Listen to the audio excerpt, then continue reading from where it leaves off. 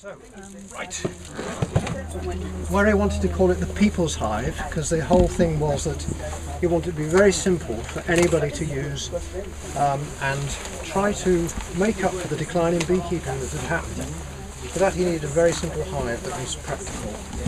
He felt the skep, although it was the most ideal hive for bees, was more challenging for a lot of people.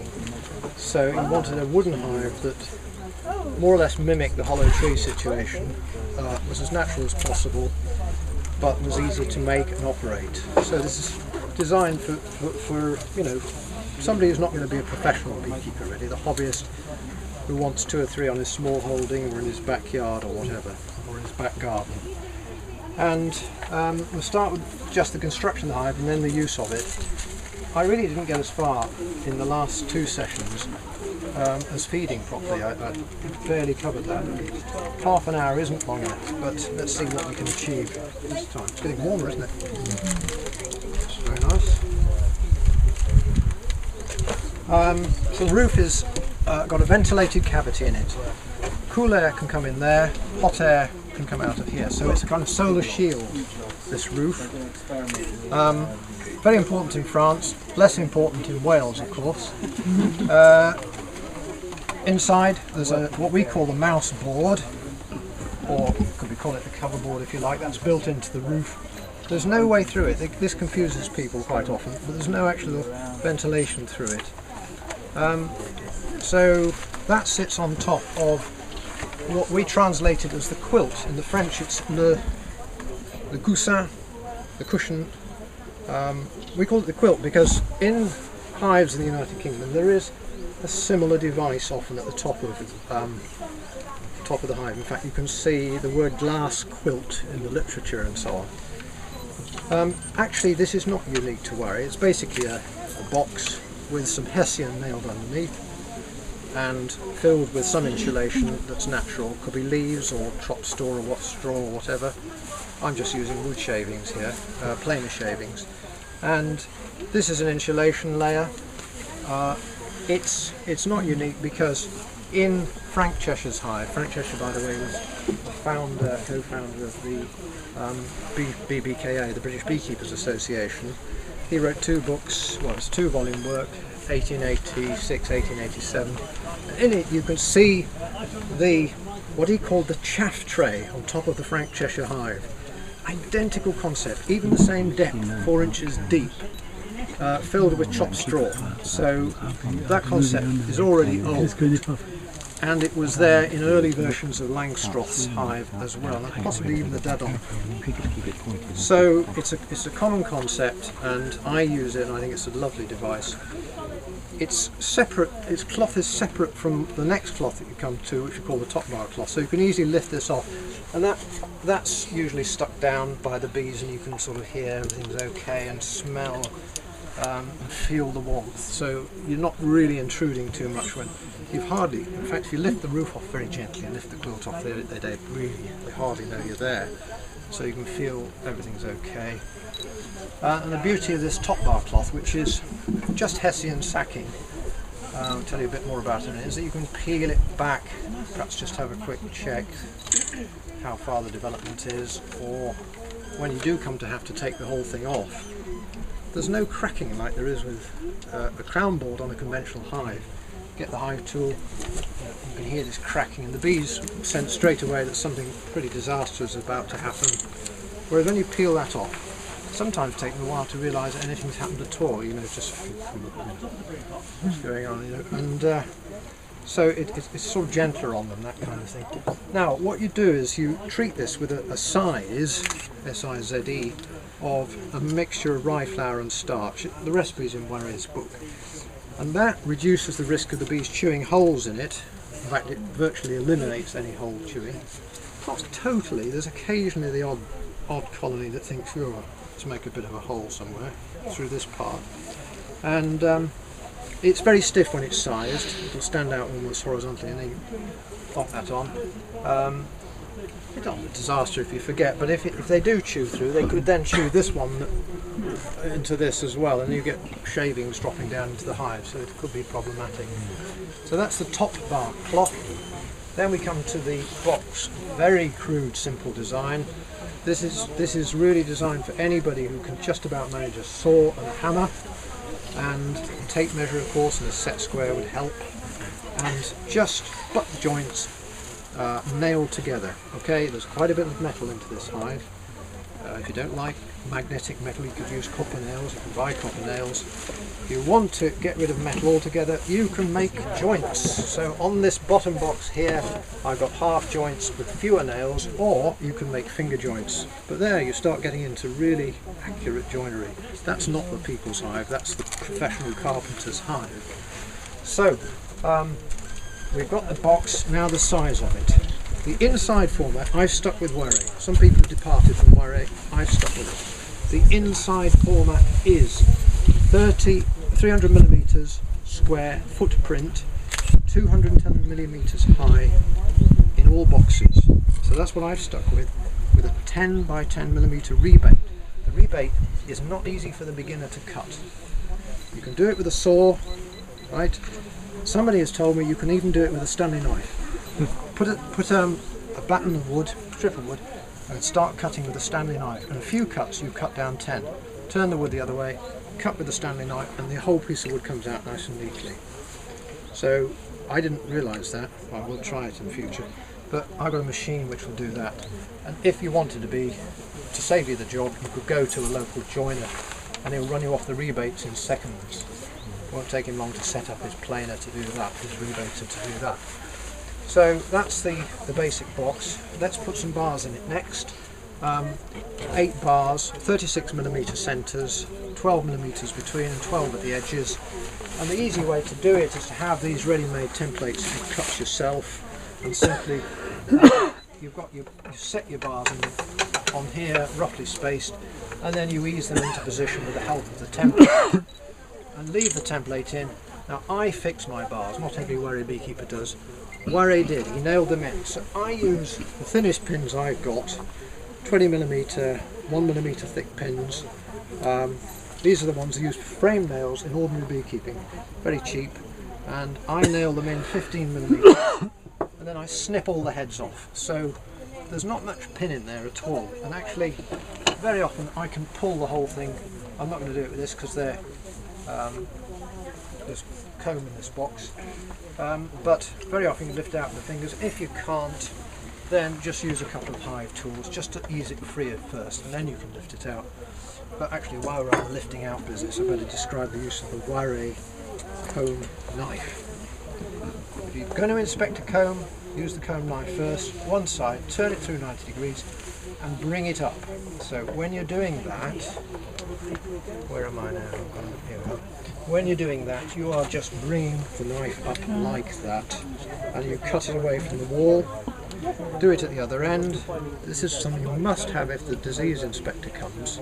If he hasn't got his own, this is something you really need if he absolutely insists in looking at your combs. And then bring that up, and then you've loosened at the top. You don't have to nail your bars in. If you're not going to disturb the box, the bees will propolise the bars in place. That is sufficient. Once the comb's stuck to the side, the whole thing is stable. But sometimes I want to look at my boxes early on for one reason or another, like I've got visitors to the apiary, I want to show them a colony developing. I can lift a box off and treat it like a skep, and I can show them the development of the comb like that.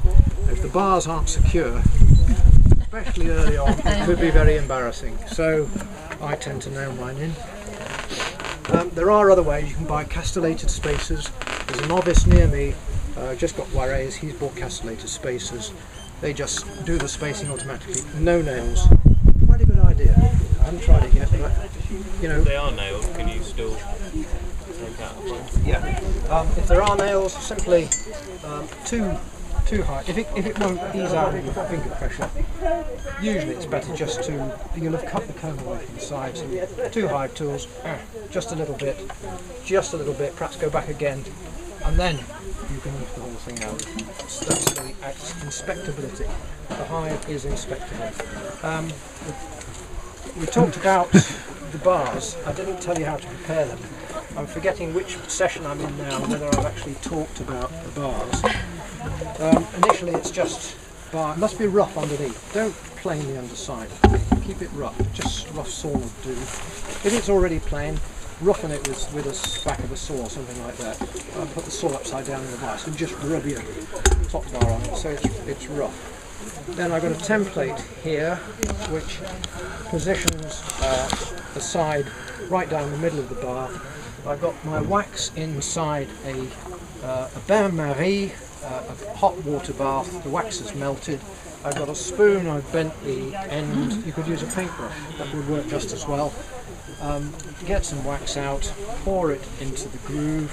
By the way, this piece of wood here would be wet. It would be soaked in the sink for a few minutes beforehand. And then pour the wax in, tilt it a bit, and oh, there's not enough there, a bit more. Right. What did you mean your template is soaked? The template is soaked. This must be dry.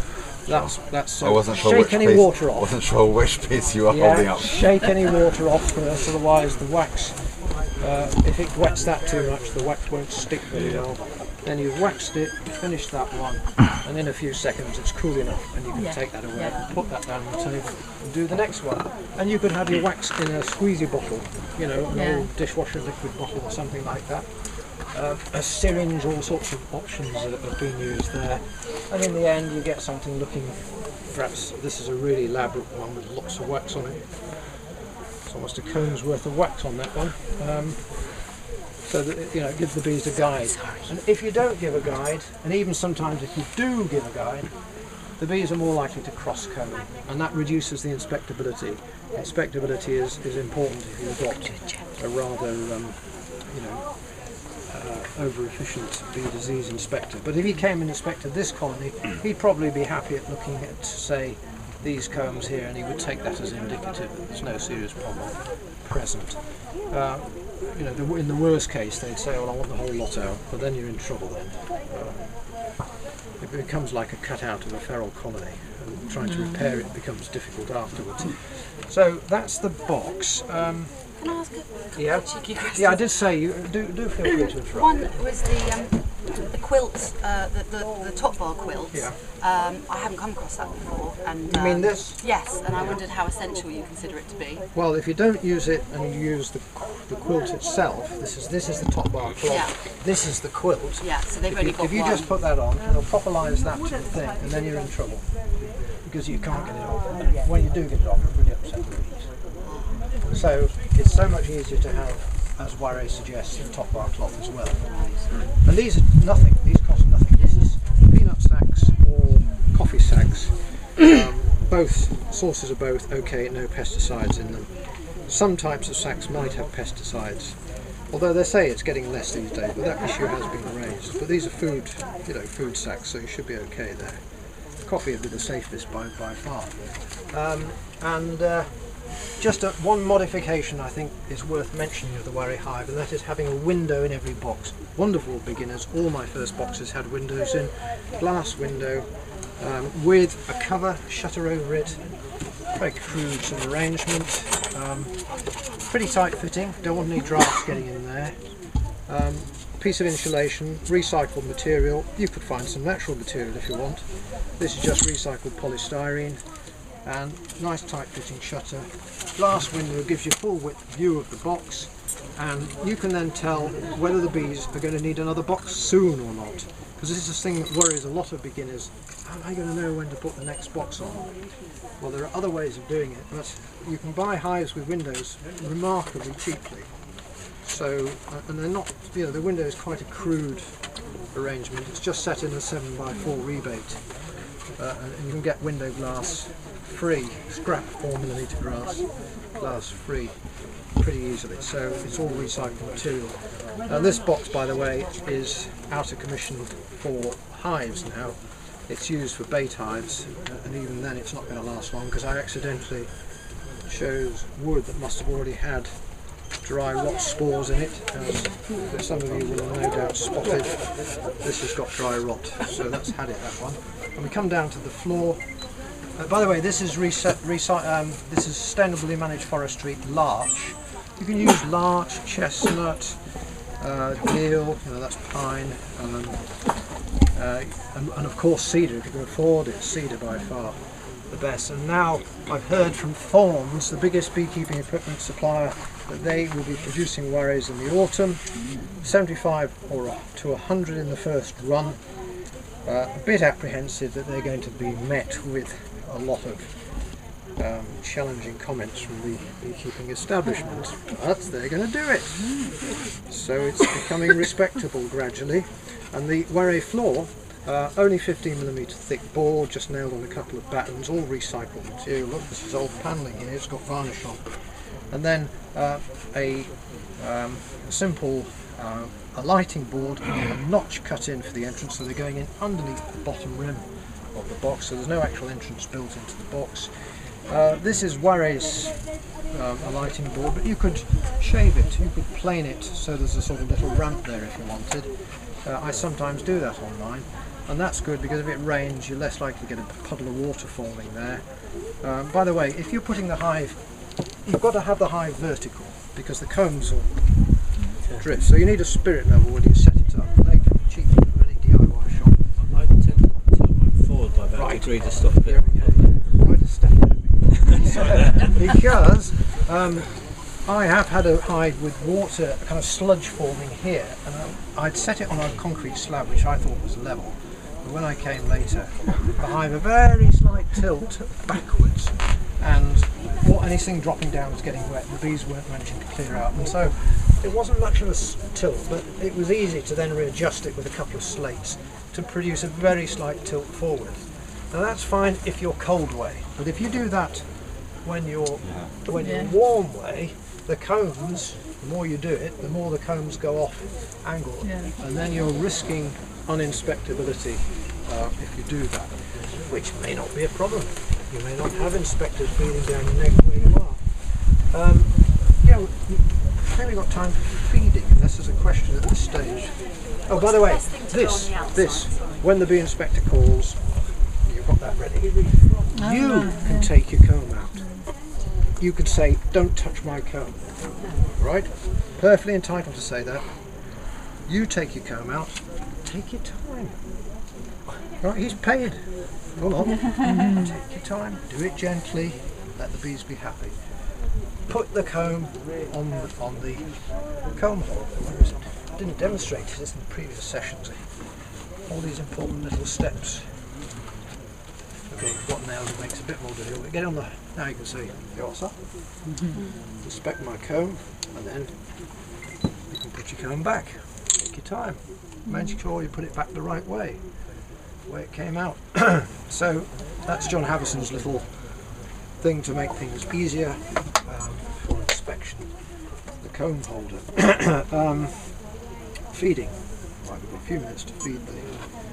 No, we haven't run the bees in yet. We haven't even got any bees in the hive.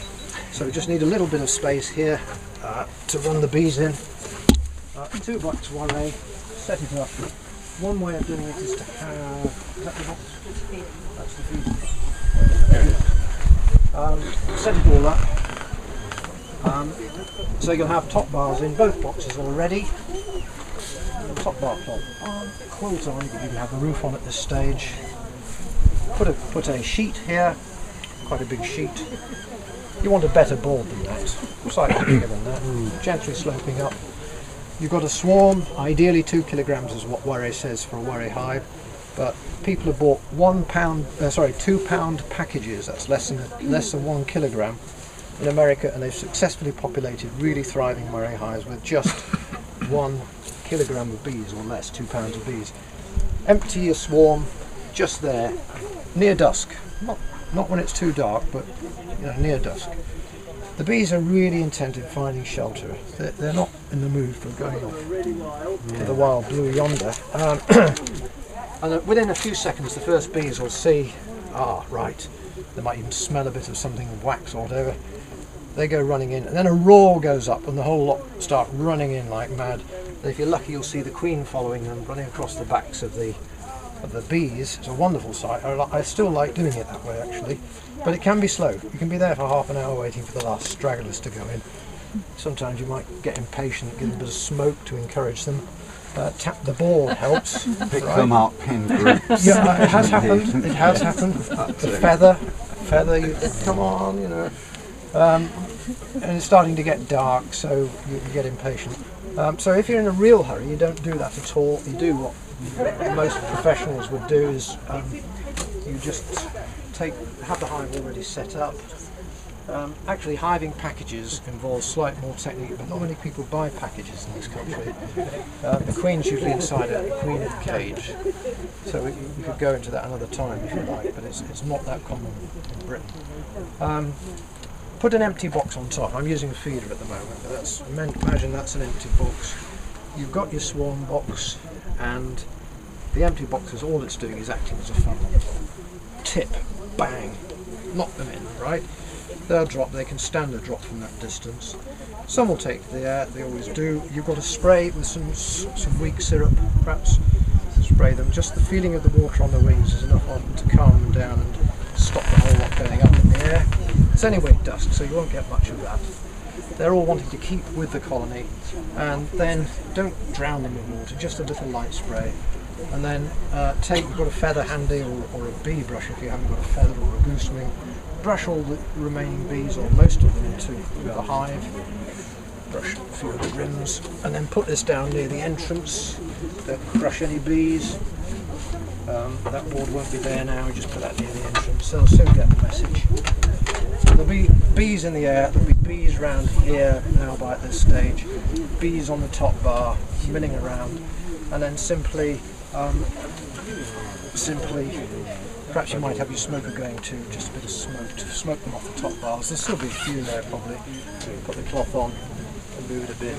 And the bees, they don't like this cloth resting on them, so they'll squeeze out from under and go down. Wait till the last bees got out. You'll soon see the irregularities. And then you can put the quilt back on. And okay, there'll still be bees on the side of the box, but they'll soon get the idea that the queen's in here. They'll smell her and they'll all go in, and by the time you come back later in the evening, most of them will be in, or they'll be focused around the entrance. There'll be bees scenting there as well, and that's the getting the bees in. And then the feeder, later in the year, if you're unlucky, you might have to feed. So you might put put a Warré type feeder. The dimensions of this in there. This is just an Ashworth feeder. By the way, Thorns are saying to feed, all you do is put a Warré box on top, and they think their rapid feeder lowered in there would be sufficient. I totally agree with them. Basically, their rapid feeder is a chamber the bees can come up into and feed, and then go back down again and take the honey. And that's all this is. This is the tank. The bees come up through the bee gallery, over the top. You can see them there through the perspex. It's very similar, almost identical to Warré's feeder, this.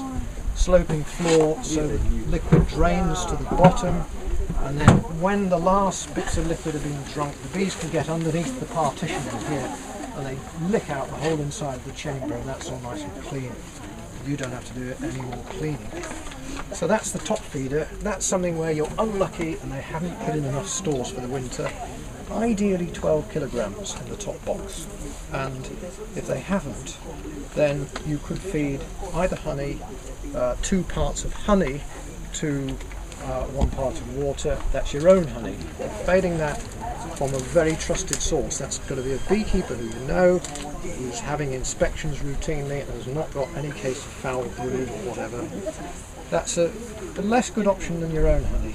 Then the next option is probably, although some people will say this is better, sugar syrup, 2 to 1 in the winter. That's the sort of, for me that's the sort of third option actually. I've often got honey of some kind available. So that's the top feeder. The bottom feeder would be just small amounts, perhaps to help a colony along. Perhaps after you put a swarm in, you could do that. Put the syrup in here. The corks float up. The bees can land on the corks. That goes on the floor, so they can be feeding inside. Right. So you just put it on the floor there, and then you can top that up when you feel like it. Or a contact feeder. 3 sizes here. The contact feeder, you need a hole in the top bar cloth, just a small hole. It can be as little as a honey jar. Contact feeder, you can see when it's empty and top it up. Slide it on, the bees that are in the way will go away, you can smoke them away. Or the next size up, right, any old food container. That's got a bee space under it, very handy. And this one, finally, there's a gallon of feed in there. You put your syrup in. Of course, when you turn it upside down, a vacuum forms. So if you do it like this, you've got your syrup. It's quite heavy. It rains a bit of syrup onto the colony, but that doesn't mind. They clean all that, and then you can see that it's being emptied. So that's your feeding. That's it, isn't it? Really. I mean, there's so much extra we could talk about. We could talk all afternoon about aspects of Warré beekeeping. And if you ever join the E-group, the Warré E-group, you'll see. I mean, we fill pages and pages and pages of discussions about Warré beekeeping, and the same questions come up, and sometimes new questions come up. So anyway, if you decide to adopt this hive, I hope you enjoy it. Feel free to ask questions through the E-group, particularly because you'll get more opinion than just mine. One of the most experienced there used to manage 2,000 Langstroth hives. Right, he's a professional beekeeper to Warré, and you know he's very experienced, far more experienced than I am. So if you're going to use Warrés, I do recommend that group for posing your questions, and you can always get an answer. I mean, if somebody else doesn't answer it, I'll answer it, because I'm always scanning the messages, so I won't let somebody's question go unanswered. So if I can't answer it, I'll say, I don't know yet. Thank you very much. Very welcome.